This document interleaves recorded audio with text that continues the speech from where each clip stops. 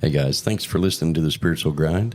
We hope you enjoy it, and don't forget to follow, hit the little bell for your notifications when the podcast is posted, and follow, and share with your friends. We hope you enjoy it. Leave a comment if there's any topics that you want us to speak about. Like, follow, share.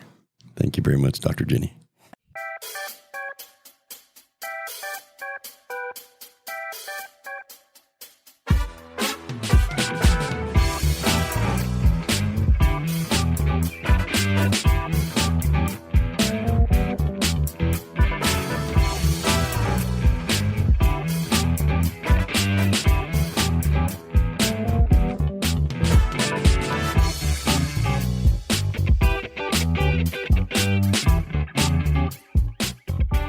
Good morning. Good morning. We are back listening to the Spiritual Grind. Everybody out there they're driving. Oh my God. Were you clearing your throat? No, I was grinding. Oh, you were grinding? Is that what that circular hand motion was? Yeah. So, good morning, everybody. Welcome back to the show. We're glad you're here. And we are talking today about a topic that's kind of in our life right now. And it's about, okay, let me put a little backstory, a little bit kind of, in the spiritual world, everybody refers to abundance as money. Boop, boop, boop. And what we have discovered throughout our research is people label abundance as money. And what they need to realize is abundance can be anything. You have to define it in a different way. And we have talked about abundance before in one of the previous podcasts. And what you just brought up this morning was actually in my meditation in the shower, I suppose is the best way to put it. When I was thinking about money in, money out, you say that all the time at work, and thinking about how, because everybody does this. Everybody does that. They have created an environment humanly to where you have just enough money to have a little extra and pay your bills. Yeah. And why? Why is that? Because if you stop back and think about your historical life of finance, almost everybody started, like my first job was hauling hay. My first actual job, I was making $2.20 or $2.38 an hour, and I lived just fine on that. Wow. Isn't that crazy? Yeah. Yeah, because I think my first job was $3-something. $3.35 probably. Because it wasn't long after I started my first job. I was 14 years old. I was the guy that was power washing the lot for Hardee's. Yeah. And I made $2.38 an hour, and I worked 16 hours a week. Yeah. And of course I was still in high school, and so I was living with my parents, but it gave me money. And Right. And then as I, become an adult, we always seem to live to our income. As adults in the human world, the majority of us, which, they say the 2%ers are those ones like Elon Musk and all those guys, they have billions and billions of dollars. But except for the other 98% have a tendency to really nowadays live almost paycheck to paycheck. Right. And how do we get out of that scenario as humans and create a world of abundance to where it don't feel uncomfortable? I mean, we work our tail ends off. We all work, the majority of people work 40, 50 hours a week, sometimes more. But yet they still are just happy with paycheck to paycheck. Used to be back in the day, like in the 50s. I mean, I don't know that they're happy with it. I just think that they don't know a better way. Right. Well, I would agree with that. Like back in the 50s, it was a single income house, and those companies all paid pensions. They do all. Nowadays, there's not pensions. There's 401k that's got matching for like 3 years. Right. And you have to build your own wealth. Yeah. And yet that becomes very difficult when you're not living in an abundant place that allows excess. Well, and it can be very challenging when they don't really teach that. They don't teach it in school. Nope. They don't. I mean, you have to go seek out the education of how to do that. Right. And if you don't know anything about it because your guardian didn't know anything about it, Right. then you really you don't know what you don't know. Right. When we were in high school, they didn't even talk about credit. No. There was nothing to do with finance. There was nothing to do with credit. There was nothing to do with sustaining a real adult life. And then they throw you out in the street and they expect you to know what to do. Right. Yeah. And how to play the game. And so we adapt and just do the best we can. And nobody teaches about the abundance of finances, the abundance of emotions, the abundance of life, the abundance of being a human. Yeah. And we talked about one of our previous podcasts about containers. Yeah, so I'm going to stop you right there, and Okay. I'm going to give a little nugget of a little morsel, yummy morsel of thought. Okay. Food for thought. It's not that you're not abundant, because we all are abundant. According to our... It's not that we have to learn how to become abundant. Right. It's that we have to become aware of what are we abundant in. That's right. That's where exactly. Are you abundant in lack? Are you abundant in the fear of money? Are you abundant in the status quo? What are you abundant in? Right. And that's the piece to look at. I agree. That's identifying your abundant area and the container by which it's in is kind of a crucial part of building abundance in all aspects, is understanding that, first of all, how do you define abundance? And what are you expecting abundance in? And what do you have abundance in? Yeah, and I'll speak to this, going back kind of how you introed. If you don't know what you don't know, and you don't know how to play like the investment game, but then on the other side of that, you're told, don't take your excess money and just sit it in your account, make it work for you, but you don't know how to do that, then you're not going to allow yourself to have excess money because you don't know what to do with it, and you don't know how to play that game. And it's kind of an underlying program that's taught that excess is not okay if it's just sitting there not doing anything. Agreed. I was actually taught that. And it is okay. Mm-hmm. But that's a belief, and you want to look at that because it'll create a little bit of a wonky money reality. Yeah. And I think part of that is to remove the human emotions behind it and the frustration that people get. Like, for example. Well, I mean, that's true, but the emotions are not the cause of it. The emotions are the indicator of what's going on. Agreed. I totally agree. But what I'm saying is get to a neutral part in it, into where you can actually open-mindedly look at what's going on. That is easier for you to say than it is to do it, especially if you're one of those who's in a situation where, I'll take kind of a worst case scenario. You're a single parent of a couple of kids.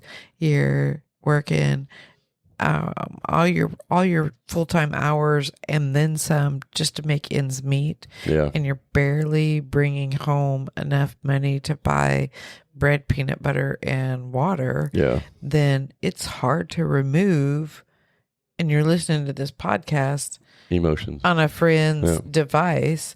It's hard to remove the emotions of that. Yeah. You've got to start a little, you can't start there from there. I totally am with you. I was just going to get to it. And that's one of those easier said than done. I can hear the chatter of the collective. Oh yeah, that's easy for you to say. You sit around and talk about how you have a motorhome and you've got a Jeep and you probably make a shit ton of money and da da da da. So that's easier for you to say sitting there on the microphone. But what about me, who lives in a 1-bedroom shanty and I am barely making minimum wage and my car is 30 years old. I'm working 60 hours a week and exhausted and beat down, and every extra minute that I have, I'm trying to do the best I can to raise these 2 kids by myself. Yeah. And you want me to be non-emotional in that? Well, bleep off, buddy. No, I totally agree with you. And, when we were raised and how we react to humans in the world, And how most humans do this is they have a tendency to create unbalance and think, I work more, I get paid more. And that's what I did. I mean, I worked a ton of hours every single week. Yeah, same here. And I had no balance. I had no work-life balance. I was literally scheduling my kid stuff around my work. Instead of scheduling my work around my kid's stuff, I was doing it in the opposite direction. Yeah, and for me, I was actually sabotaging myself. Yeah. Like I would work 6 days a week at night, 12-hour shifts, and then some, so that I could, what I perceived was hide the extra hours and the work hours from my kids so they wouldn't necessarily think they were missing me. Yeah. Because then that would allow me to come home in the morning, get them ready for school, take them to school, participate in their life, go to, Valentine's Day party, and then pick them up, go to soccer practice, feed them supper, get them ready for bed or put to bed, then go to work again and not sleep. Right. Totally agree. So Yep. in that whole day, I did not go to bed, and then I'm going to go do another night shift. And so I was a self-sabotaging worker, so that I could be what I wanted or thought that I needed to be Right. to my kids. I sacrificed myself. How many times did you sit in the living room floor and put your hands on your head and say, I can't do this anymore? I didn't. I didn't have time to let myself go there. Yeah. And that's actually Because where I'm going. instead of sitting in the living room floor doing that, if I sat down for a second, it was catching cat naps. Yeah. I would literally, I would go to pick them up from school, and if I got there early and the bell hadn't rang and I had 10 minutes, I was kicking the seat back, trying to get a 10-minute nap here, there, and I didn't really even have time to go to Until that the horn place. honks behind you because you're in the pickup line and you haven't moved because you're asleep. I would usually park so that I could take a nap. And that's where we get, as humans, we get hung up in, is we're chasing the dollar instead of allowing the dollar to chase us. Yeah. And we will sacrifice everything for the dollar. And at what point does the human race stop and say, you know what? I'm not going to fall for this bait and switch anymore. And Bait and switch. because, for example, and here's a part of this in abundance and money that people seem to miss out on for me. And I was just having this conversation yesterday, actually, with my intern. And he was saying that everybody in college is telling us to invest in Bitcoin and cryptocurrency, and that's the future of investing and yada, yada, yada. He said, but nobody's telling us how to do it and what it means, what drives it, what makes it go up. And so it's a misunderstanding. And that's when he asked me about it because he knows I play around in crypto a little bit. And he was like, what do you think of it? And I'm like, I don't even know what really drives it. I know what I've heard. I know what I've been, I've watched videos about it and people tell me this and that. But when you see those actions happen and it doesn't drive it, I don't know.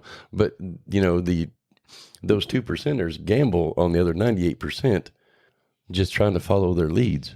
And that's where we get caught up in that frustration and identifying we're trying to do better for ourselves. We're working more hours. We're trying to invest. We're trying to do this and that, whatever that is. And it creates an emotional frustration. And, we're making just enough money to pay our bills and we don't know where to go.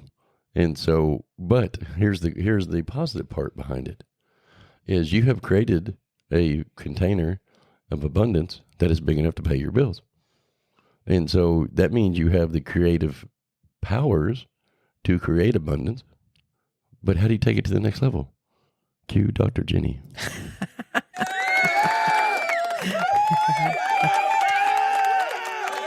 Yeah.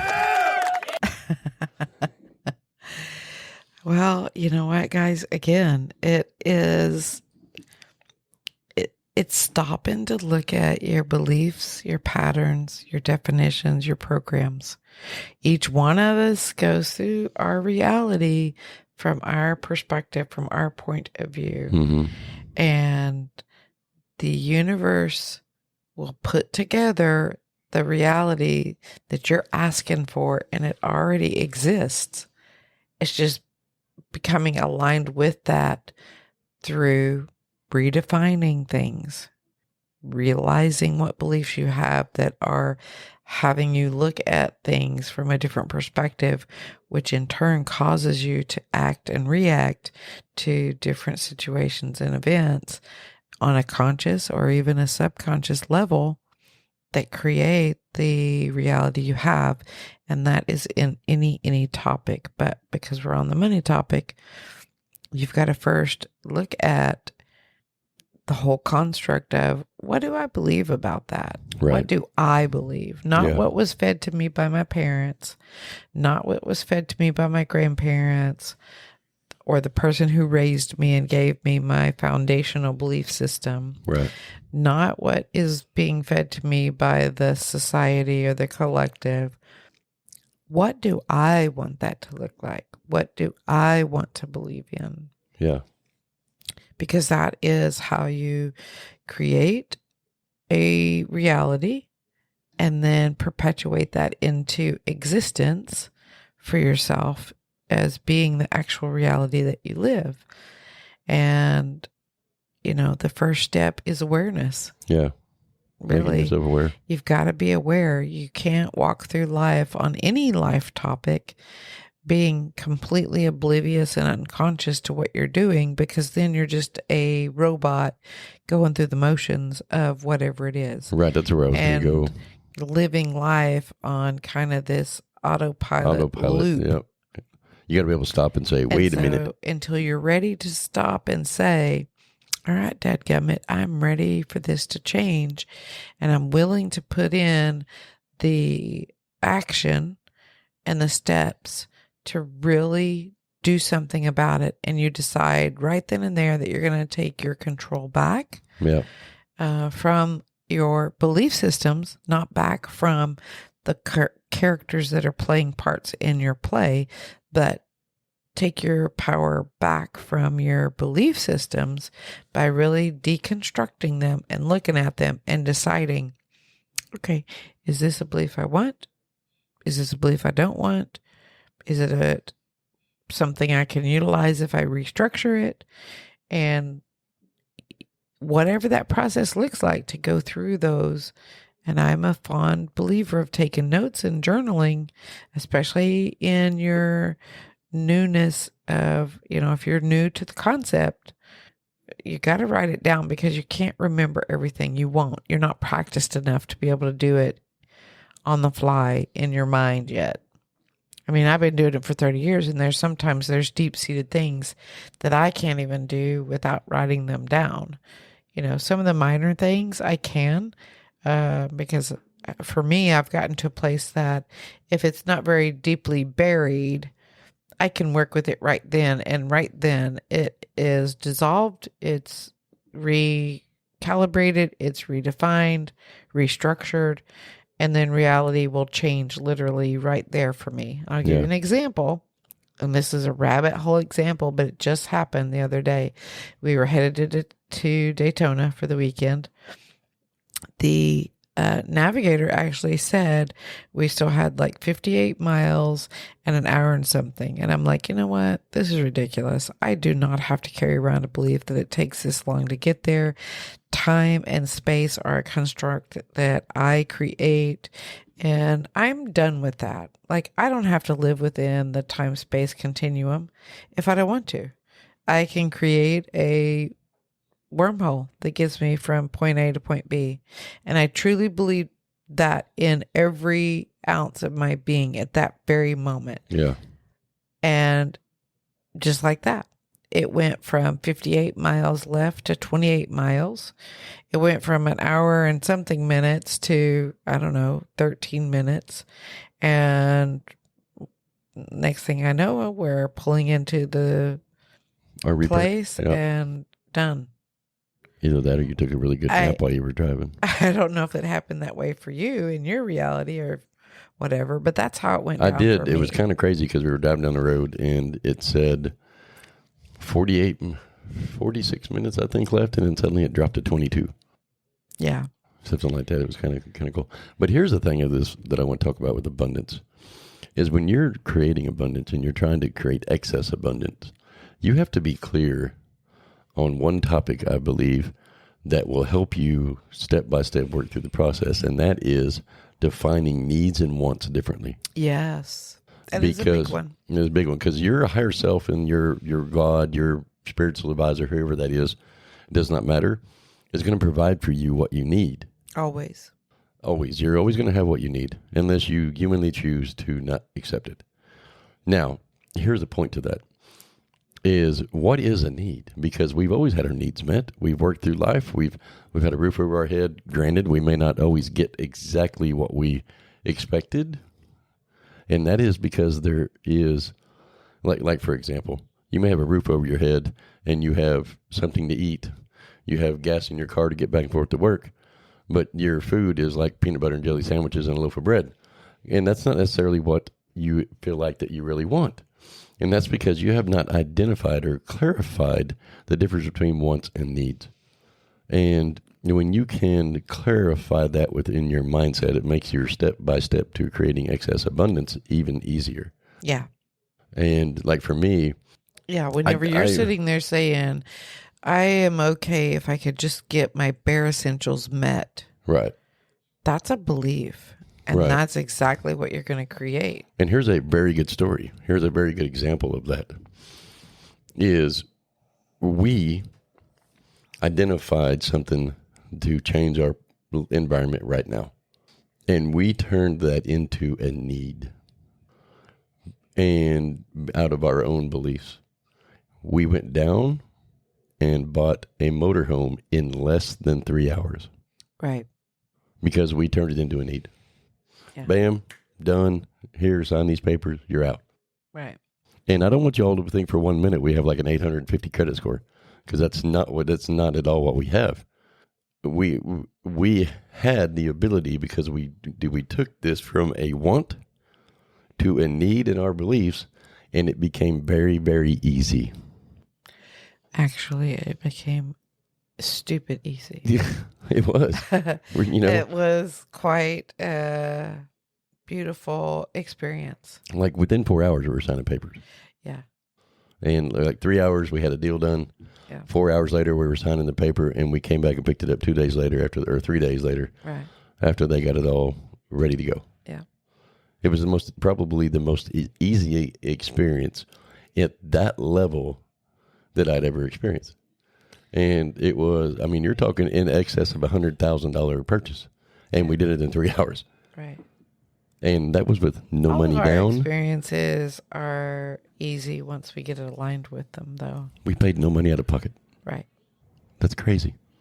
Think about that. I don't. It's not crazy. It's fun. I don't have to.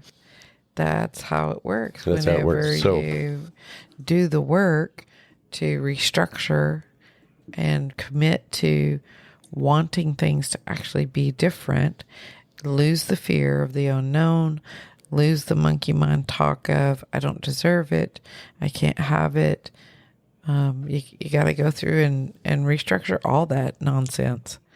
I totally agree with you. And I'm going to go away from the spiritual world for a minute, and I'm going to talk about something that is very important and crucial into understanding all of this. Is your subconscious mind creates habits within you. And it will, when you create something from a want to a need, your subconscious mind will, without you thinking, humanly react in ways to create what you want. For example, if you have a need that you need to have $30,000 in your savings account by the end of the year. If you create that and put it into a need and make it a high priority, not only will Spirit help guide you through it, but your subconscious mind will too, because your subconscious mind is going to do what it takes and put you in situations to create that abundance of what you need. Now, the spiritual part of that is when you have that need identified, your subconscious mind is going to help dictate that through your human experience. Okay. You got quiet on me. I'm just listening. And because your subconscious mind is a creature of habit, and it creates these, because the best way to describe it is it's lazy. Once it has something set up, it's going to go to the path of least resistance, and it's going to continue to repeat that process subconsciously until you purposely change it. And now the spiritual world side of that is you will create abundance when you can change that from a want to a need. And then you're going to have your spiritual backing and your subconscious mind all working in the same direction. And that's where I wanted to go for just a minute. Okay. Anyway. And so how do we create the excess? How do you say that word? Excess? Excess, meaning an overabundance? Yes. Excess. Access with an A Yeah. means that you can get into somewhere. Yeah, I know what that means. I was just playing because I Excess said it with wrong. an E. Excessive abundance. Oh, I thought so it was a rhetorical question Yeah, that you didn't I was want just playing answered. because I said it wrong. Oh, I got you. I didn't need Dr. G. I was trying to make it Listen, funny and nobody laughed. I am not a doctor of vocabulary or grammar. So, Dr. Jenny, how do we create my editor? Now that we've changed our wants to our needs, what happens next in the spiritual world? What do we do now? Well, I think we have to back up a minute, because how do you change from a want to a need and circumvent the monkey mind? Ooh, that's a good one. Because monkey mind will come in, if you're not careful, and say, okay, what do you need $30,000 for? Why do you need that? Right. You don't need that. You have food to eat. You breathe. You've got a job that pays your bills. You don't really need to take that vacation.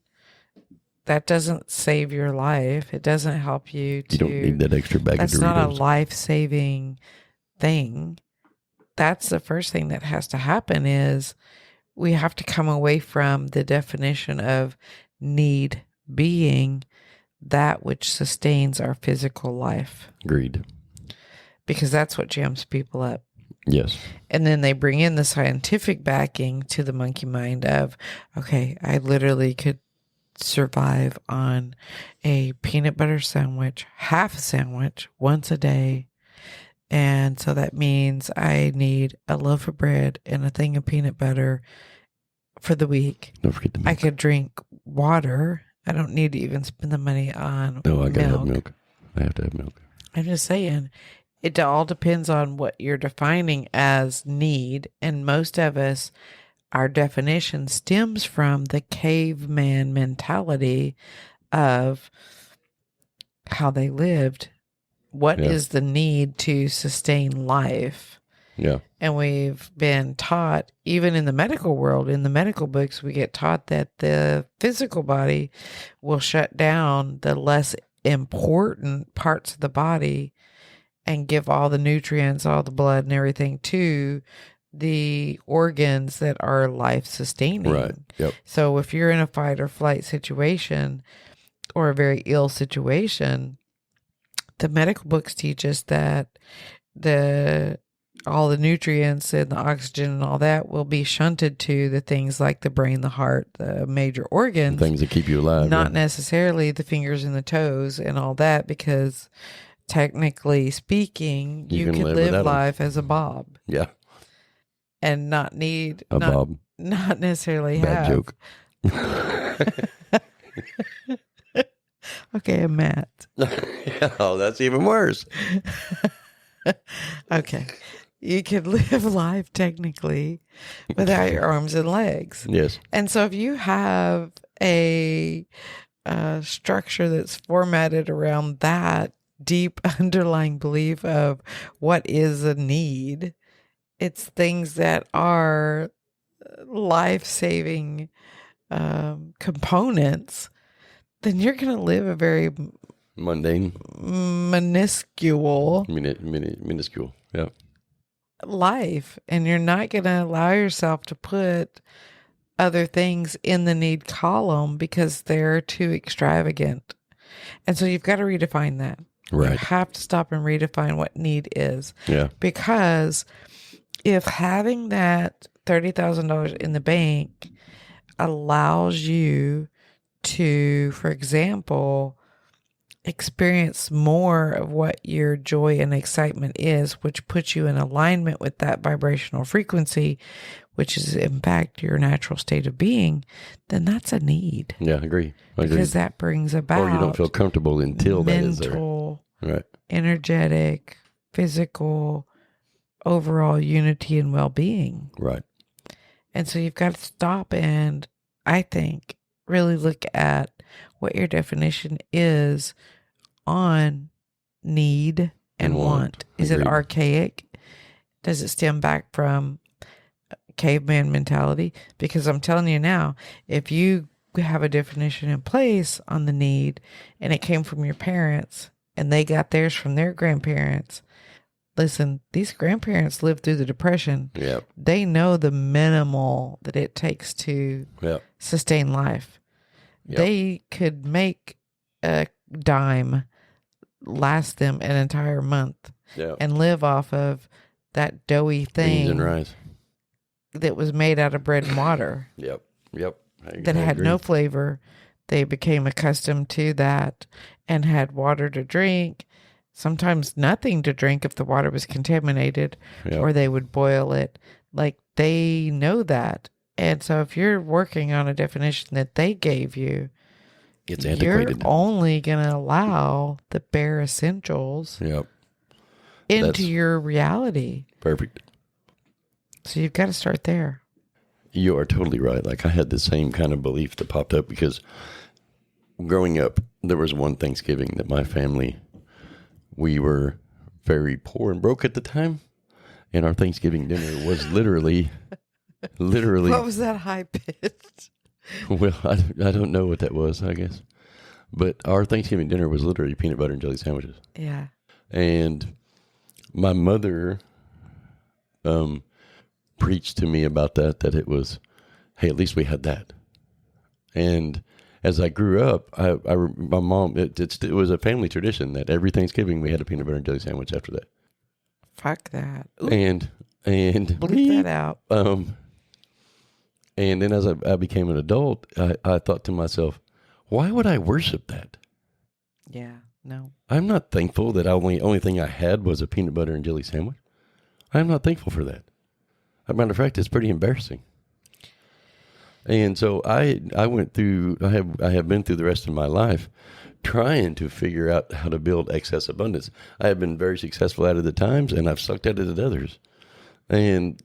But the main part of that is understanding that these beliefs that we carry on, identifying the difference between wants and needs, will change your complete perception of your reality right now.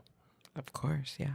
And when you, I'll use the $30,000 example again. When you make it $30,000 in your savings account by this date as somewhere that you have to be, because that's the only way you can feel comfortable in life, it will become a need. And you will create that abundance. You will create it. And that's how you do it, is you change your wants and your needs, and you create a new standard. Yeah, a new set point. A new set point. Zero balance. A bigger container. Yeah, I totally agree. And because you've done it your whole life if you stop and think. Everybody does it.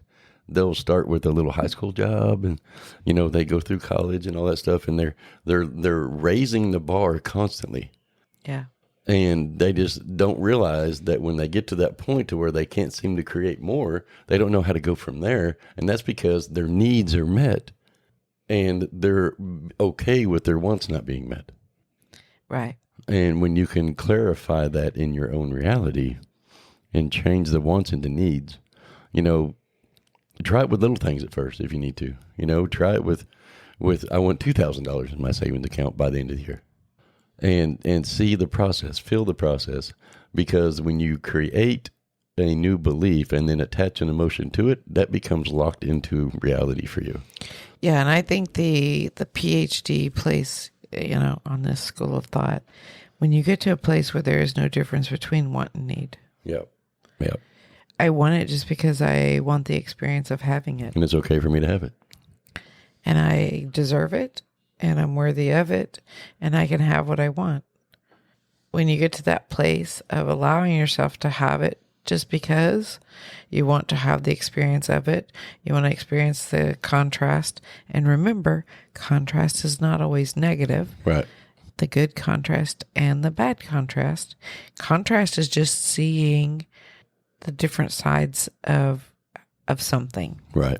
And so when you can get to a place where want and need really are not any different than each other, and you allow yourself to have the things that you want just because you want to have the experience of having them, so that you can decide from there where you go with having this thing.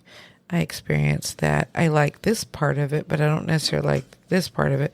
So let me go to the drawing board, create a reality where I've got this part of it, but I'm going to change this part.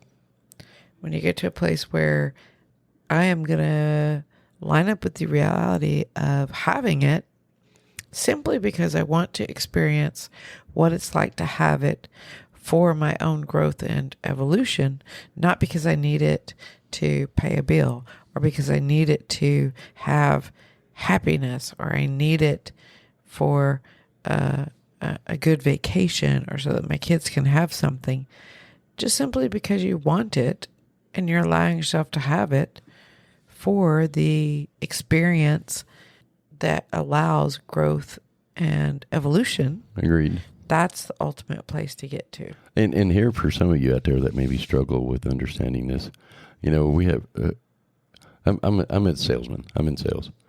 And I deal with seniors all the time that are trying to hold everything they have saved, all their abundance, to pass on to their kids, and to where they'll actually hinder their own life.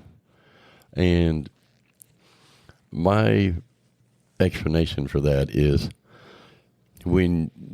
to get them to understand that what they want is truly what they need, and transferring that thought process for them within the realm of their own abundance is what I do every day. That just came to me a minute ago.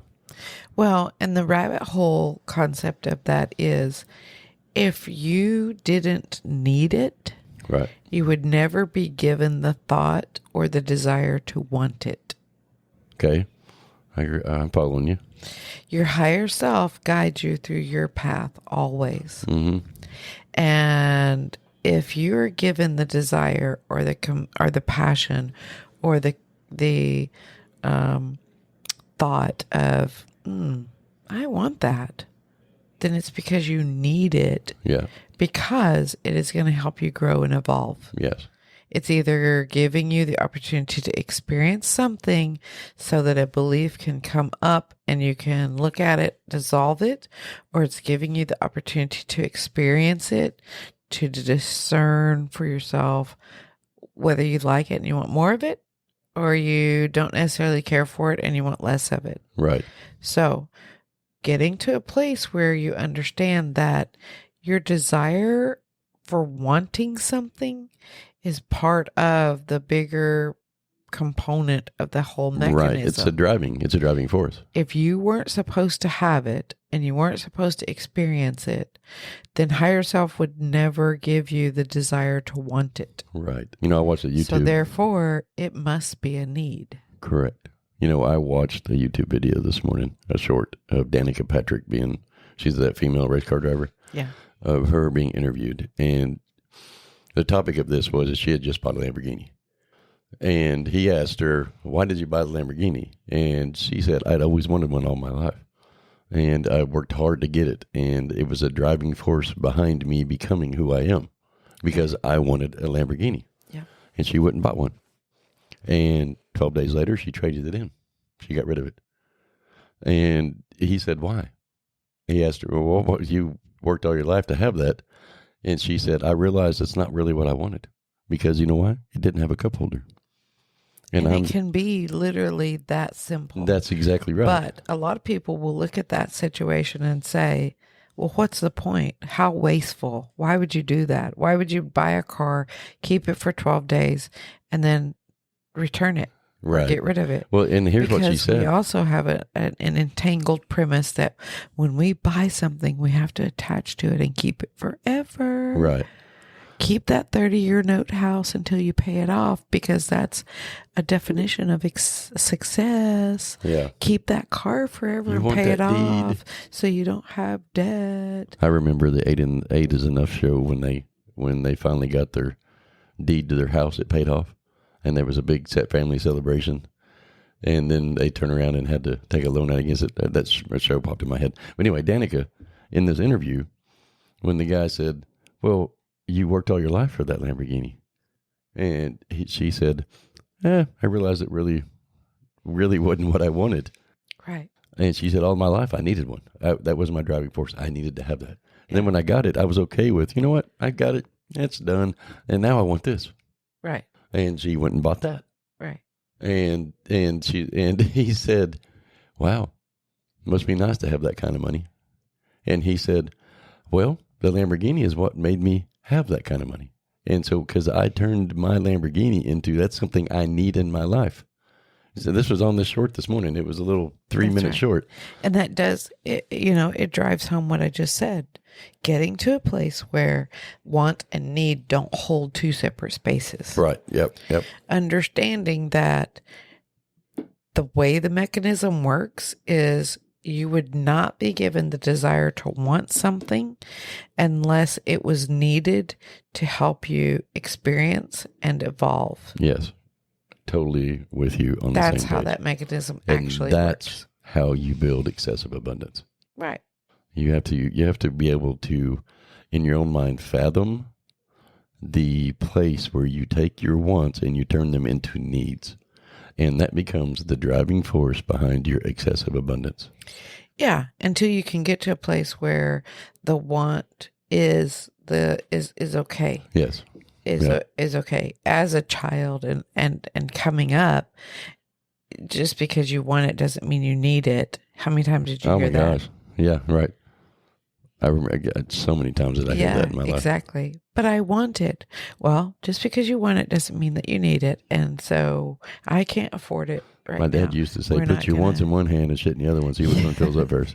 Actually, that's, yes, 100%. Or spit in the other. My grandma would try to clean it up. But yeah, I can't tell you how many times I was told that as well. And so we were taught to segregate those two things out. Everybody's taught that. And it goes way back to the premise of a need is defined as what do I need to sustain my livability, my life, and keep me breathing, keep me existing. Not what is needed to help me have an experiential life. You need any want that comes across because it serves a purpose. Just like in the example you gave, that want is your higher self knows what will get you from point A to point B. And if you're supposed to go down this path, then higher self is going to give you this unwavering desire to want something to get you to be driven in that direction. Yeah. Whatever that is. And it's perfectly okay. So if you can do that for yourself and put the wants in the same category of I need everything I want because it is in some form or fashion driving me to the next evolutional point in my life for growth and expansion, that's the key place to get to. Right. I agree totally with you. I like it. And so whatever baby steps you have to do to get there is what you have to put in place. And so you have to figure out what that is. How do I get there? Baby steps. Am I at a place where I can take a leap? Right. Am I at a place where I got to take baby steps? And if you are that single parent trying to raise 2 kids and you barely make enough to do the bills, you got to stop and look at, okay, I definitely have definitions in place of if I could just, dear Lord, if I could just meet our needs this month, then we'll be okay. And let me feed my kids. And the stress will be off of me. And so that's exactly what you're going to get. Yep. Then you get totally. you get a day's moment to breathe, and then the first comes, and you're sitting down and you're saying the same prayer. Yep. Please let me get through this month in the same form or fashion. And next thing you know, that's just what life becomes. Becomes a habit. Yep. And you're not necessarily growing or evolving. You're just stagnant. Existing.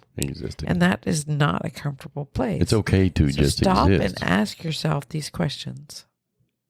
What would I have to believe to be true in order to experience life like this? And fill in the blank. Mm-hmm. And it could be something small enough like, what would I have to believe to be true to experience life where I have an extra $500 a month? Start small, $200 a month, an extra $50 a month, so that I could have these new shoes. Find your motivating factor and take baby steps. If you're not in a place where you can make that big jump, just play with it a little bit and ask those questions and then wait for the answers. What's it going to hurt? Try it. Right. Play with it. It's going to hurt nothing. It's not, right. It's not going to hurt anything. And I bet it'll change your life. Yeah.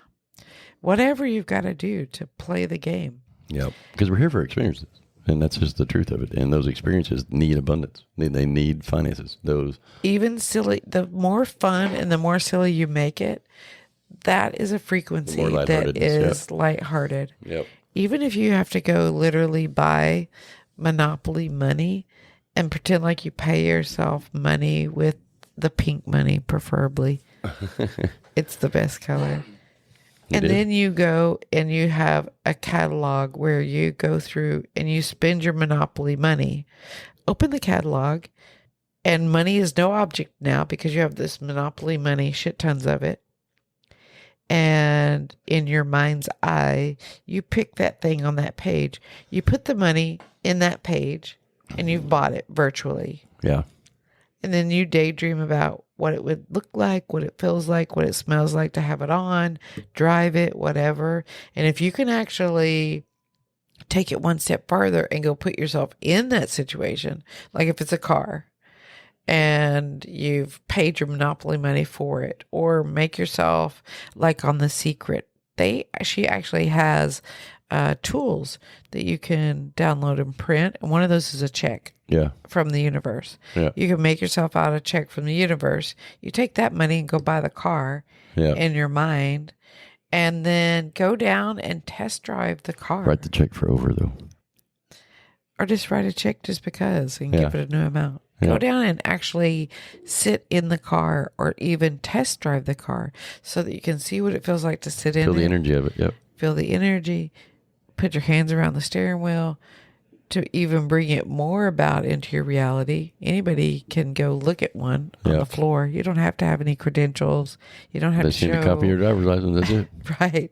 You don't have to show your bank statement or your credit number to go look at the car, touch it, feel it. Do those things that will bring it more and more into your reality and make it more visceral. If it's actual money that you want, write yourself a check from the universe. Play that game. Yep. Pay yourself with Monopoly money. Whatever you can do to get yourself closer and closer to experiencing that. If you can't do a visualization and you actually have to have something on hand. Like it. Go to the Halloween store. Buy you a package of that Halloween money. That's like $100,000 bills and carry it around in your wallet like I do. Yeah, that's funny. Well, I feel pretty good. So what do you think? Yeah, you feel complete? I think so. Hey guys, we really appreciate y'all listening.